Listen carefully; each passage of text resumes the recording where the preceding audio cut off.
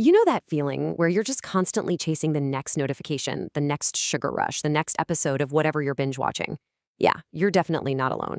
And that's exactly where this new trend, dopamine fasting, has stepped in. It promises a reset for our totally overstimulated brains. But can you actually fast from a brain chemical? Well, let's dive in and find out. So, the idea that's been floating around is pretty simple, right? You just abstain from all the super pleasurable stuff. Think scrolling social media, eating junk food, playing video games. And the whole point is to try and recalibrate your brain's reward system. The goal is to make all the normal, everyday things feel enjoyable again. It sounds compelling for sure, but it brings up a pretty big question right off the bat, doesn't it? I mean, can you really put a chemical that your brain naturally produces on a fast? And well, the short answer is not really. The term dopamine fasting is actually a huge misnomer. See, dopamine is this fundamental neurotransmitter. It's involved in everything from motivation and movement to focus. It's always there in your brain. You literally can't just turn it off. And trust me, you wouldn't want to. Okay, so if it's not actually fasting from dopamine, then what on earth are people doing when they say they're doing a dopamine fast? Let's get past the buzzword and take a look at what the practice really is. It's probably better to think of it less like a fast and more like a digital detox on steroids. It's basically a type of behavioral therapy where you intentionally take a break from the things that give you that quick, easy rush of pleasure. The goal isn't to get rid of dopamine, but to give your brain a chance to reset its sensitivity. The hope is that by taking a break from all that constant stimulation, you'll start to find more joy in the simple things again. And you know, while the dopamine fasting label is brand new, the idea behind it is anything but.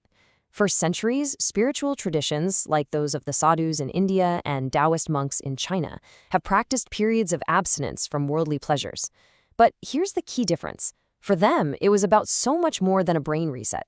It was about spiritual growth, self-discipline, and finding a much deeper meaning in life. So what's the appeal, right? Why are so many people willing to just give up their phones and all their comfort foods? Let's take a look at the potential benefits that are drawing them in. People who've actually tried this report some pretty compelling benefits: a clearer mind, way less anxiety, and this newfound appreciation for the simple things in life. Some early research even suggests it might help us be less impulsive and more focused. I mean, in a world that is constantly, and I mean constantly, fighting for our attention, it's no wonder that sounds so appealing. But hold on, before you rush off to delete all your apps and swear off sugar for good, there's a catch.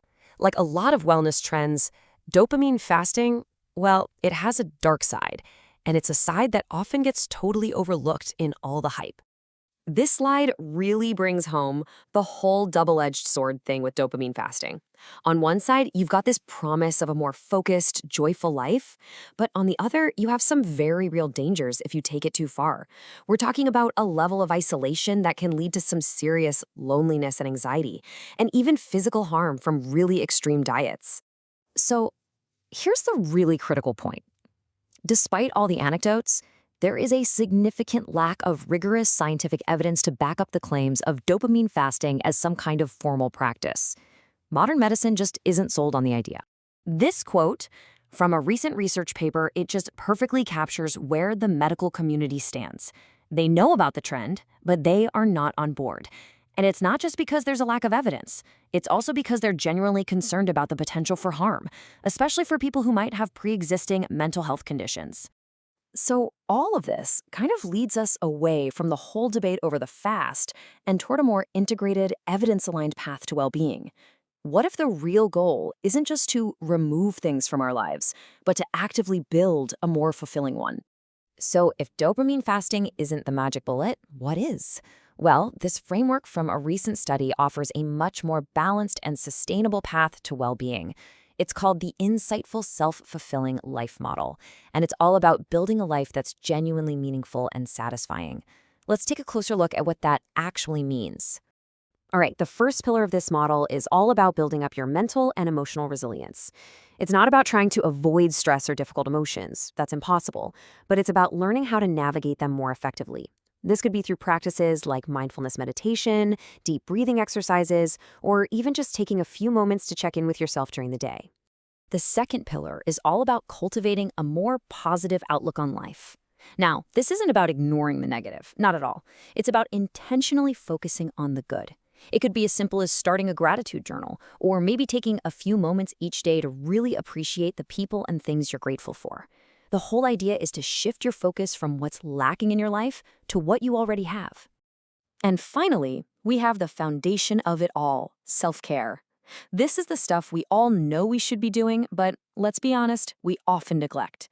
Getting enough sleep, eating nutritious food, moving our bodies regularly. It's about treating ourselves with the same care and compassion that we would show to a good friend.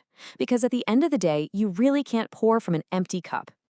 So what's the bottom line here?